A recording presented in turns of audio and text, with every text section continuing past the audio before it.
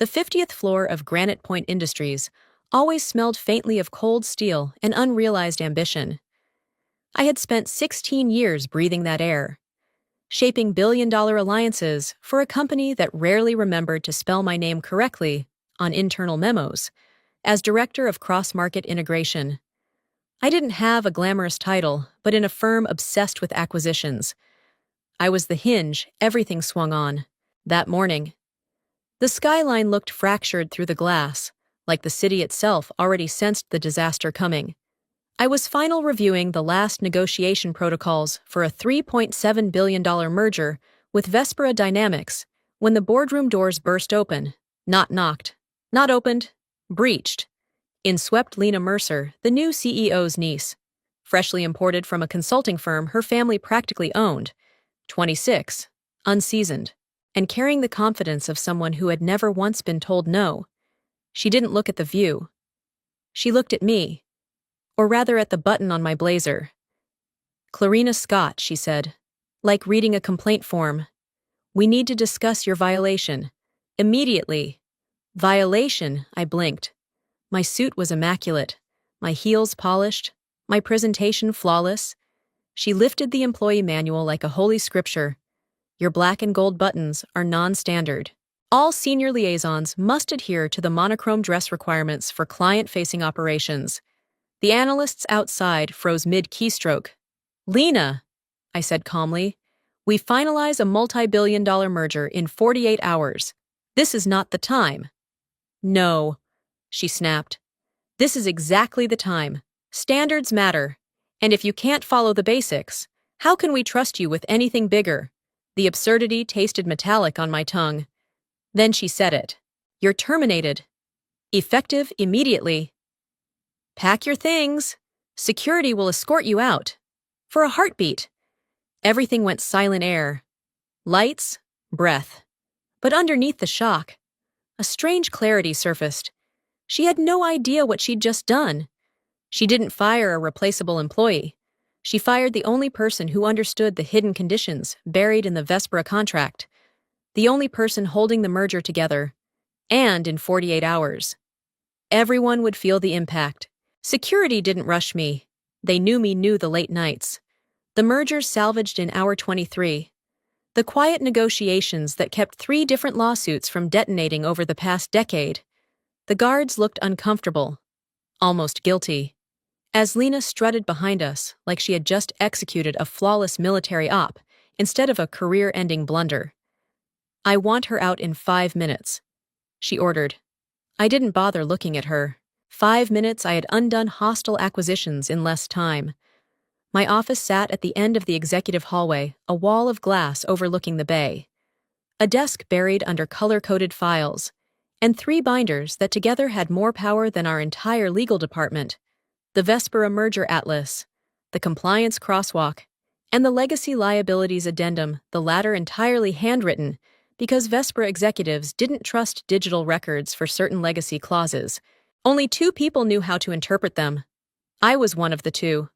I opened my drawer and removed the leather-bound notebook, where 16 years of nuance lived handshake agreements, cultural alliances, quiet guarantees that executives never put in writing, the kind of information Lena didn't even know existed.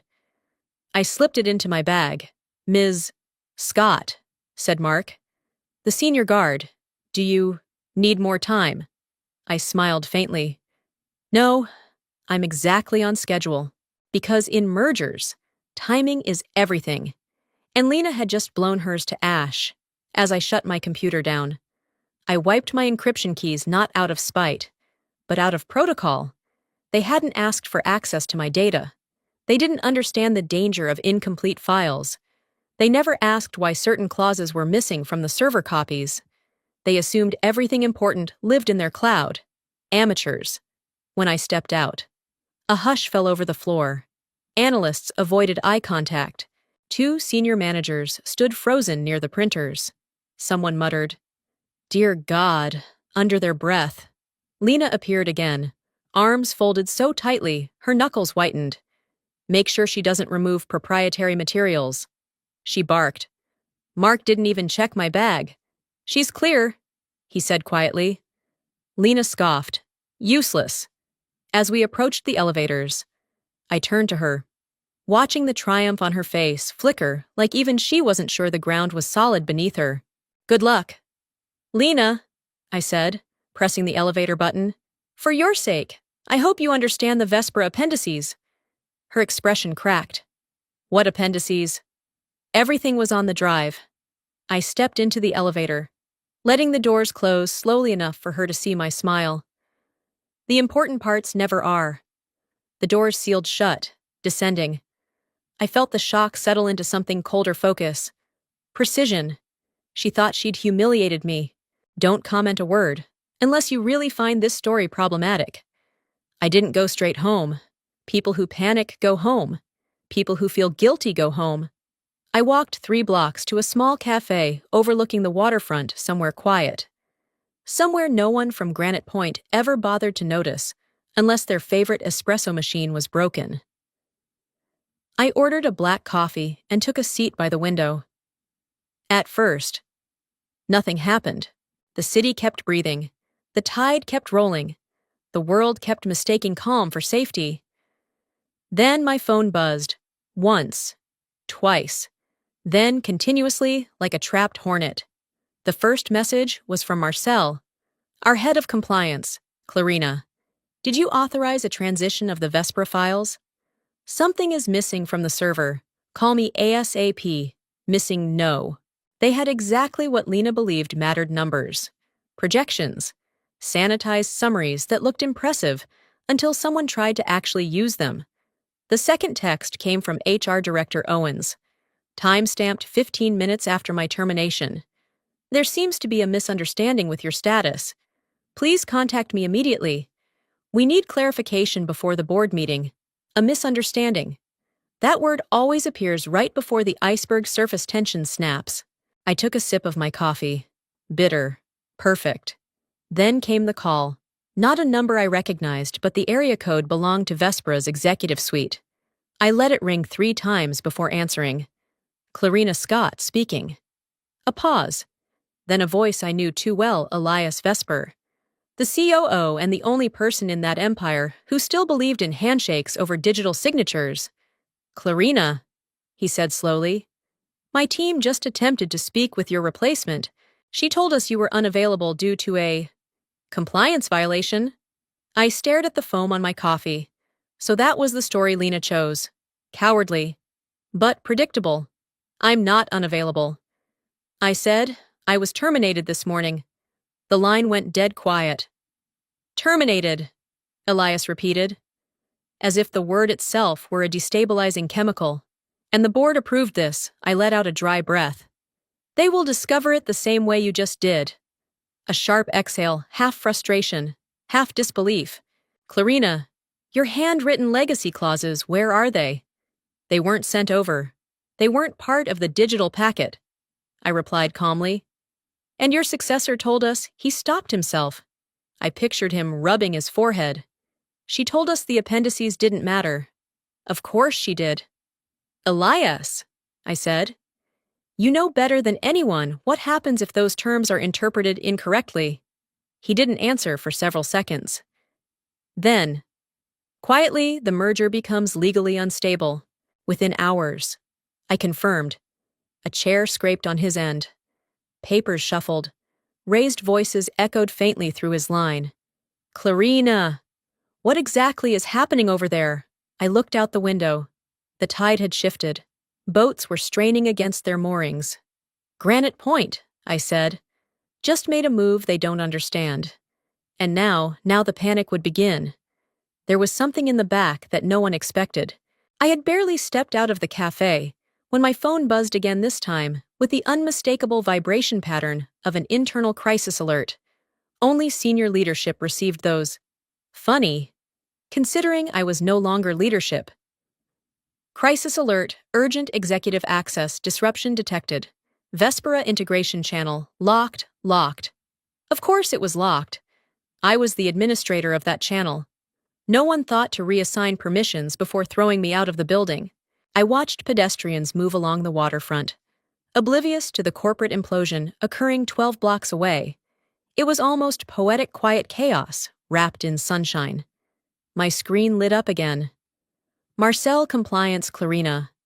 Vespera is asking for the transition ledger. We can't locate the handwritten annotations. Did you archive them outside the system? I didn't reply. Not because I wanted to be cruel, but because the correct answer required a level of competence the current regime did not possess. The annotations were never digitized. They couldn't be. If the legacy liabilities fell into automated systems, Vespera's valuation would swing by a catastrophic margin. Those nuances lived in my coded shorthand 2 notebooks. Now in my bag, to digitize them incorrectly would be a financial and legal Chernobyl. I continued walking. 3 minutes later, another message arrived, this one sharper. Panicked. Owens HR Clarina. Please contact me immediately. The board is requesting clarification on your departure. They were unaware of this decision. That made me stop. Unaware. So Lena hadn't informed them. She'd acted unilaterally drunk on power she didn't understand, swinging termination orders like a child with a toy hammer. I felt a cold, hollow humor settle in my chest. They hadn't just fired the wrong person. They'd violated the key personnel stability clause, which any competent executive knows must be disclosed to the acquiring party. And if it wasn't disclosed, Vespera could void exclusivity. Or worse, they could renegotiate everything at a fraction of the original price. Granite Point hadn't just destabilized a merger, they'd handed Vespera a weapon. My phone rang this time from a blocked number. I answered, Ms. Scott. A low, masculine voice, calm but strained. This is Arthur Colborne, chair of the Granite Point board. I said nothing. Let him fill the silence. We were just informed you were released. He chose the gentlest word possible, a coward's instinct. That is correct, I said. Another silence. Then, were you aware of the key personnel clause attached to the Vespera engagement? I nearly laughed but kept my tone flat. I wrote it. A sharp inhale. Papers were shuffled, whispers exchanged. Ms. Scott, he continued carefully, is it your understanding that your removal jeopardizes compliance with Sections 12C through 14F of the merger? Another direct hit? Yes, I said. It does.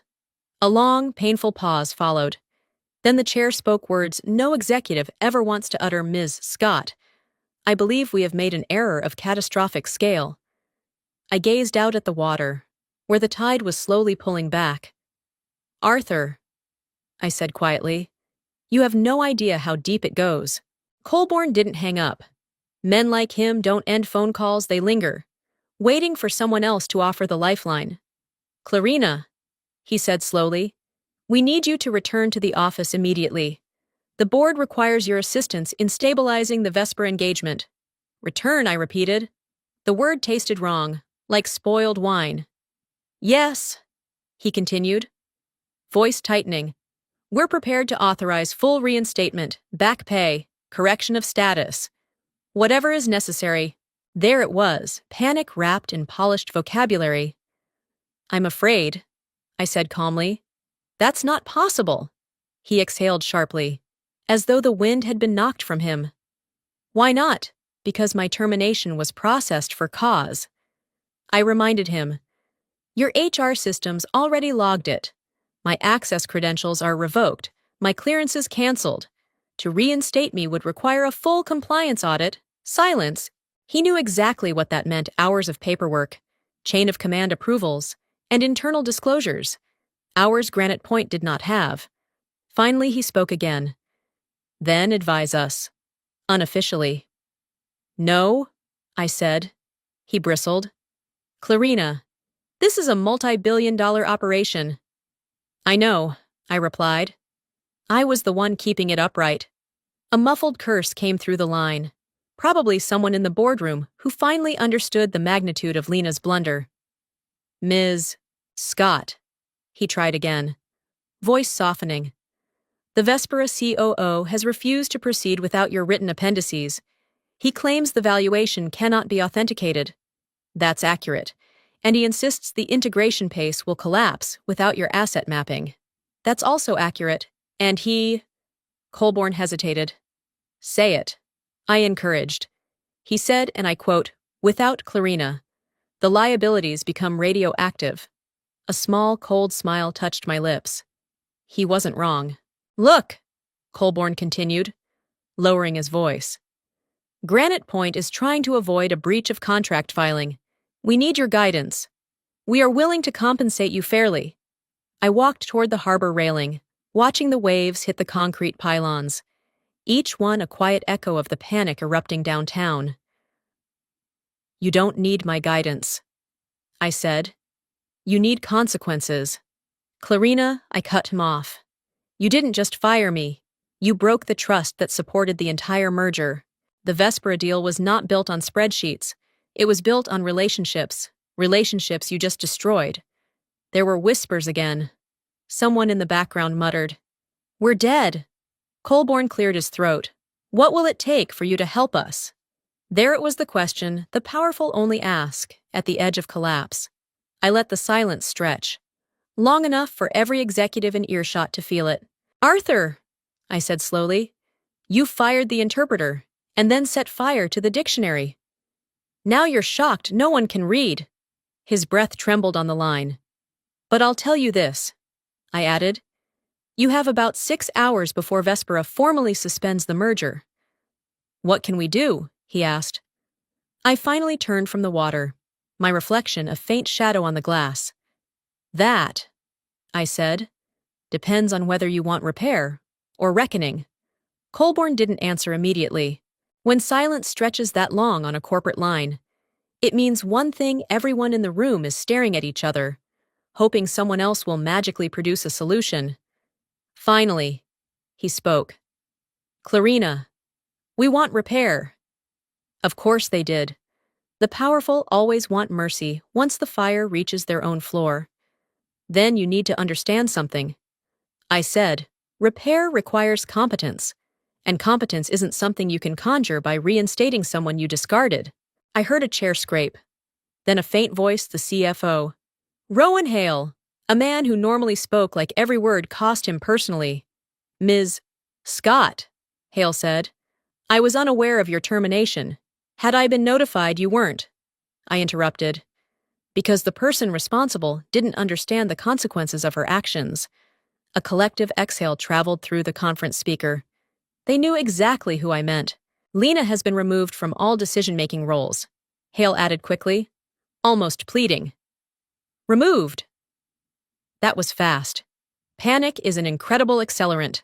Another voice came on the line, firmer. Colder.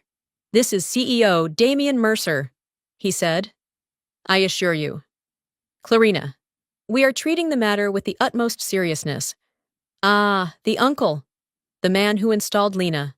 The man who had just realized nepotism had a price tag. What do you want from us, he asked. I leaned against the railing, overlooking the harbor. The wind caught the edge of my coat. Lifting it slightly, a quiet reminder of the freedom I now possessed. You need a way to stabilize the valuation before Vespera files an intent to withdraw, I said. And you need someone who can restore trust.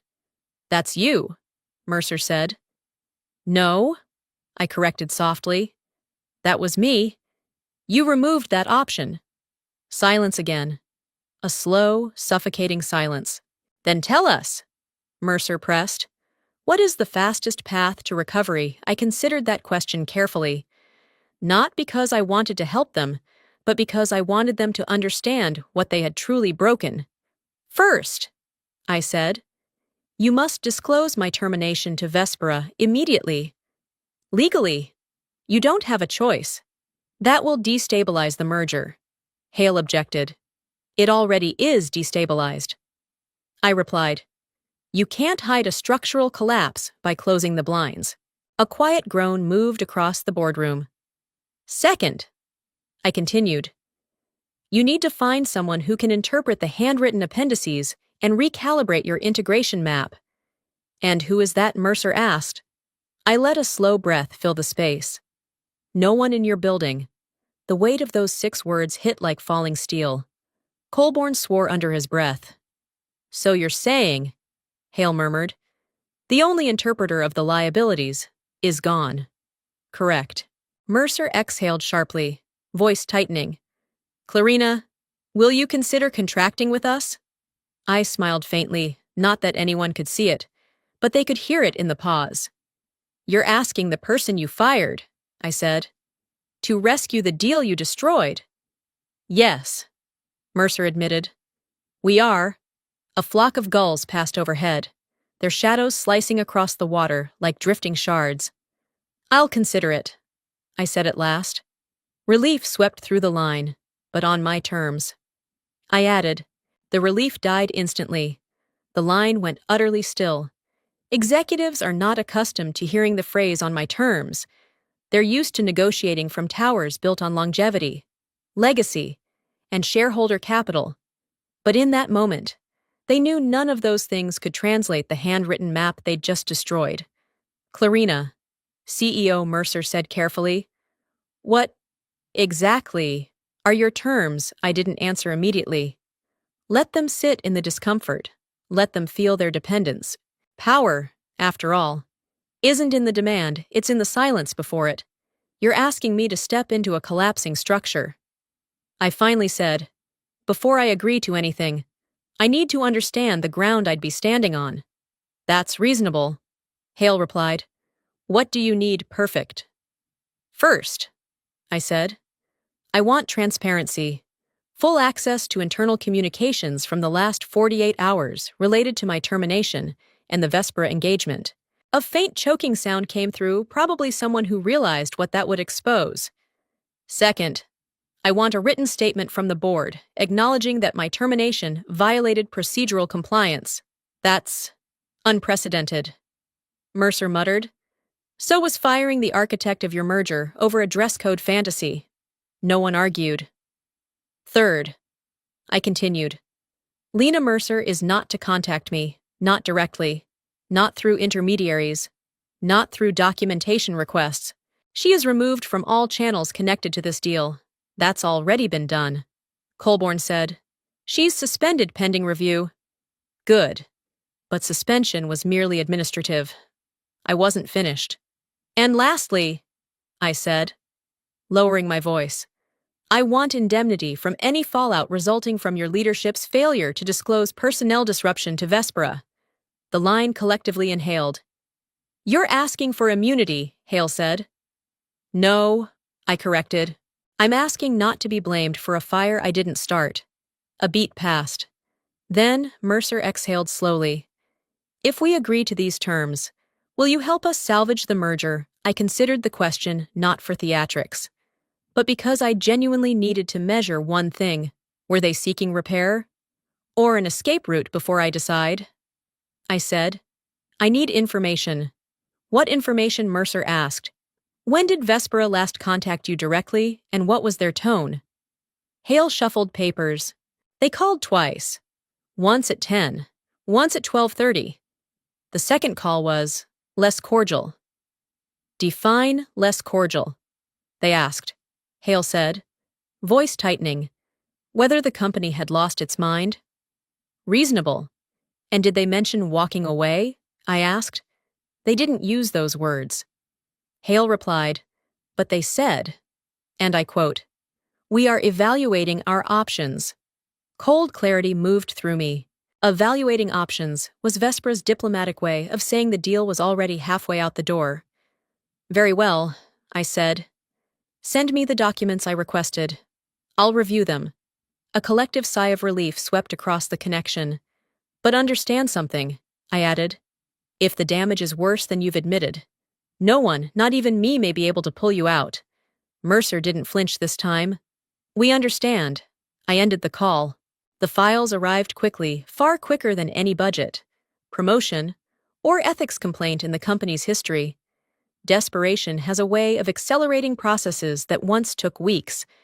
I took the documents to a quiet bench along the waterfront and began reading, letting the waves and distant traffic form a steady hum beneath the chaos unfolding on my screen. The first email thread was a masterpiece of arrogance. Lena had announced without consulting a single department that she had neutralized a cultural obstacle in the integration pipeline.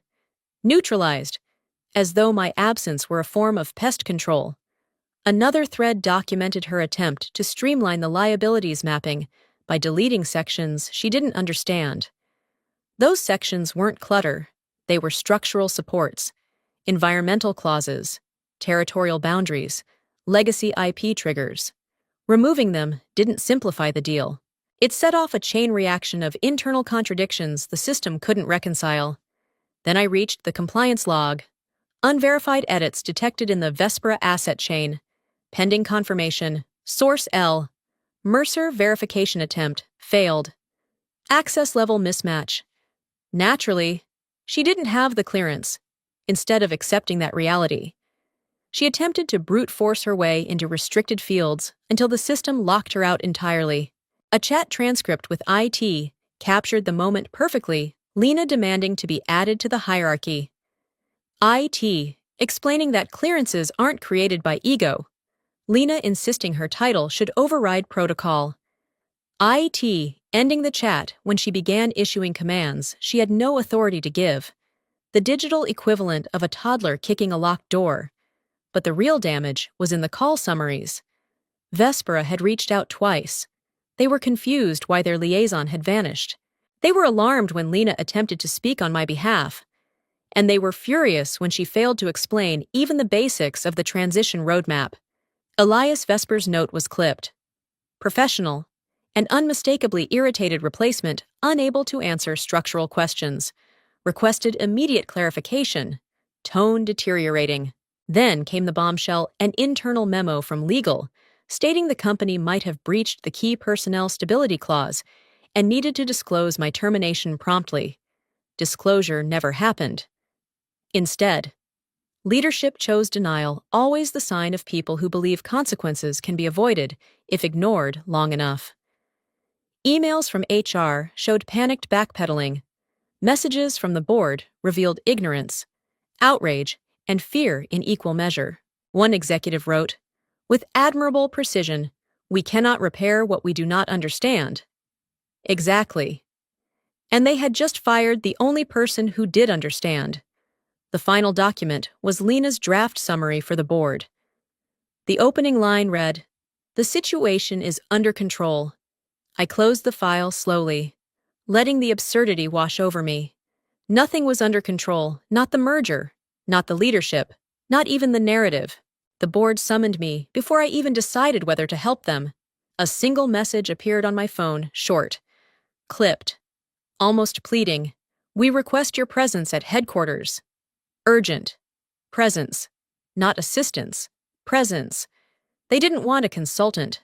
They wanted a savior they could scold later. Still, I walked toward Granite Point Tower. Not out of loyalty, but out of curiosity, like revisiting the scene of a crime after knowing the fingerprints left behind were not yours. The lobby was a storm disguised as marble and glass. Executives paced, security whispered, analysts typed with the frantic desperation of interns on their last day. Eyes flicked toward me as I entered shock, guilt, hope, fear, all mixing into a silence so brittle it might shatter if someone exhaled too loudly. Hale? The CFO rushed toward me first. "Clarina, thank God." He muttered, "We're in a full meltdown." Meltdown was an understatement. The company looked like a skyscraper whose foundations had just been declared unsafe. "What does Vespera know so far?" I asked. Hale grimaced. "Enough. They've halted all data exchange. They said they won't proceed until their trusted liaison is present. Trusted liaison, even now." They were clearer than the people who had fired me. We entered the elevator together, on the ascent. I noticed Hale's hand trembling slightly. Numbers lit up overhead. But all I could think was how unpredictable elevation becomes when the structural beams below you have been compromised. The doors opened on the executive floor. It felt colder not physically, but atmospherically. A room stripped of certainty. The entire board sat waiting. Colborne stood when I entered, his expression a painful mix of regret and necessity. "Ms. Scott," he said, gesturing to the head of the table. Please take a seat. I didn't move. You dismissed me from this position yesterday. I replied. It would be odd to sit where I'm no longer permitted. A few members winced. The CEO, Mercer, cleared his throat. Clarina, let's put pride aside. We need you. That word again. Need. What exactly do you expect me to do? I asked. Mercer clasped his hands together. Vespera is threatening to suspend negotiations indefinitely. We need you to speak with them, reassure them, restore the framework, rebuild the liabilities mapping. I waited. That last part mattered. And you want me to fix the internal compliance breaches? I added. Yes, Mercer admitted. You're the only person who can. There it was, the truth spoken aloud. Finally freed from ego's grasp. The moment you fired me, I said coldly. You removed the only translator this merger had. The deal isn't falling apart because Vespera is unstable. It's falling apart because you are... Hale closed his eyes, absorbing the blow. What will it take? Colborne asked quietly. This time I stepped forward not to sit, but to ensure every one of them heard me clearly. If I take on this rescue, I said, I don't return as your employee. Silence thickened. I return as your equal, or I don't return at all. The boardroom absorbed my words like a shockwave. Equality wasn't something they offered ever. Not to partners, not to directors, and certainly not to someone they believed they could discard 24 hours earlier. Colborne leaned forward, fingers steepled. Define equal. I define it by authority. I replied, if I'm going to salvage a multi-billion-dollar merger you've already driven into a wall, I do it with full strategic control. That means unrestricted access. That means my recommendations aren't advisory. They are implemented. Mercer stiffened. That places you above multiple departments. No, I corrected. It places me above incompetence. Hale let out a breath that was half laugh, half defeat. Some part of him knew this was the only path left. And compensation, Colborne asked. I want parity with executive-level decision-makers. I said simply, no more, no less. Another ripple through the room. Mercer finally spoke, voice quieter now. If we agree, will you stabilize the merger? I held his gaze. Behind his eyes was not confidence, but fear. They all knew Vespera wouldn't wait much longer. They all knew the market was already sniffing weakness. I'll do more than stabilize it. I said, I'll rebuild the trust you shattered. But understand this, my allegiance is not to Granite Point's ego. It's to the truth of the deal. Colborne nodded slowly. Then we accept your terms. For the first time since my firing. The room felt still. Not peaceful, just momentarily aligned. Like a building that had stopped shaking, but had not yet been declared safe. I turned toward the door. Prepare the disclosure, I said. I'll speak with Vespera once it's filed. As I stepped into the hallway, Hale called after me. Clarina, can we come back from this? I didn't turn. That depends, I said softly. On whether you've learned what happens when you underestimate the person holding the foundation together. And then I walked away, not returning to my old role, but stepping into one I had outgrown long ago. I realized the real lesson wasn't the merger, it was remembering my worth when others tried to erase it. Sometimes losing a position means gaining your power back. If you were in my place, would you have chosen a different ending, and where are you listening from today? Share your thoughts below.